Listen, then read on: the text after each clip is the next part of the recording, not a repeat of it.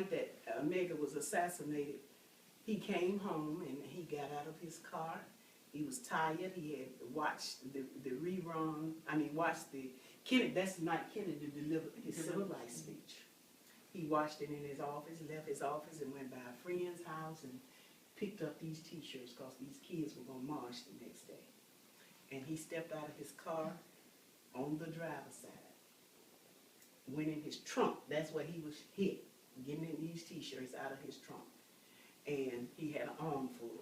And when the bullet caught Medgar in the back under the right shoulder, went through him, through that window, through the walls, ricocheting off the refrigerator.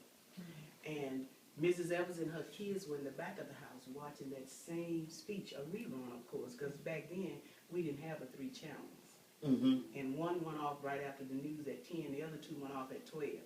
As we laugh about when I don't think we had a TV. It wasn't working. The Star Spangled Banner would come on. Everybody used stand up salute just like that salute. The stations were going off. So Mrs. Evers and the kids were in the back watching that speech and being looped over and over. And when she said when Medgar drove up, the kids said, "Dad is home," and he didn't come right in, so they continued to watch TV. Well, the reason he didn't come in because he's getting out these T-shirts.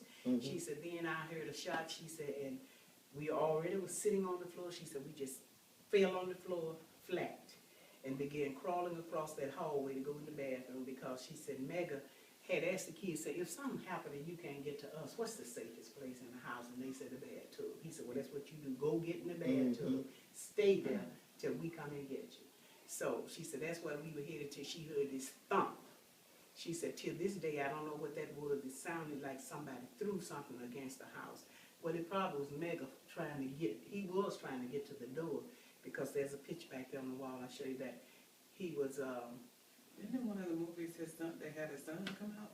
His son, the kids came Yeah, out. somebody.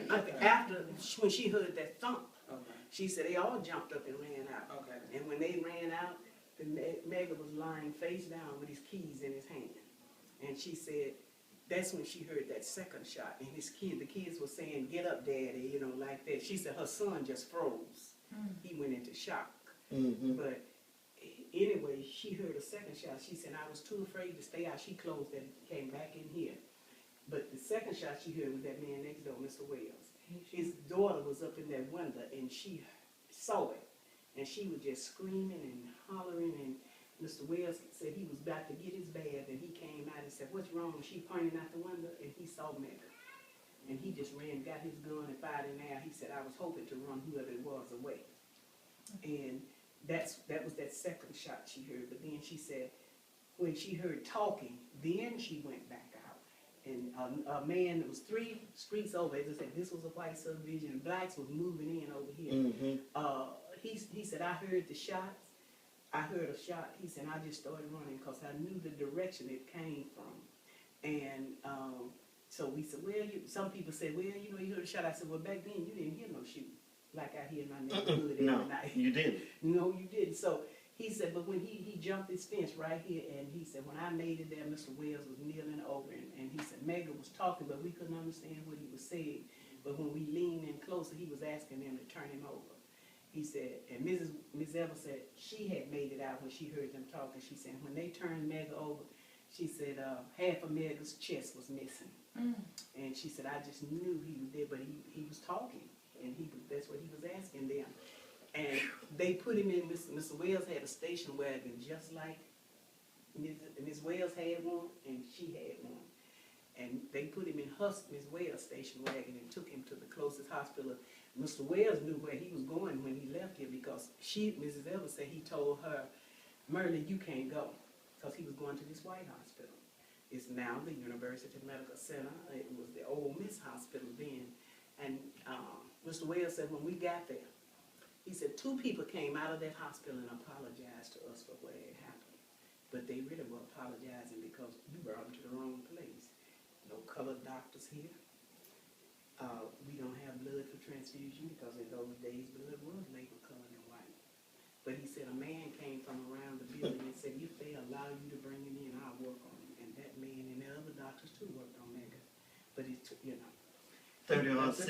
That took a minute for them to work on, because it was. It took him, because that's what he said, after much discussion, they took him in.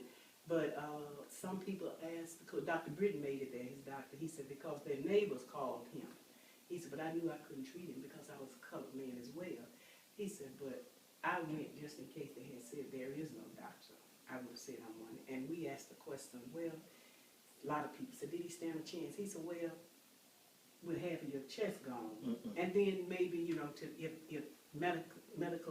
medicine was as advanced as it is today, who knows? So, but anyway, he said that but Medgar, what we were amazed at, this is Dr. Britton said, he said Medgar was alert. He knew he had been hurt. He just didn't know how bad he was hurt.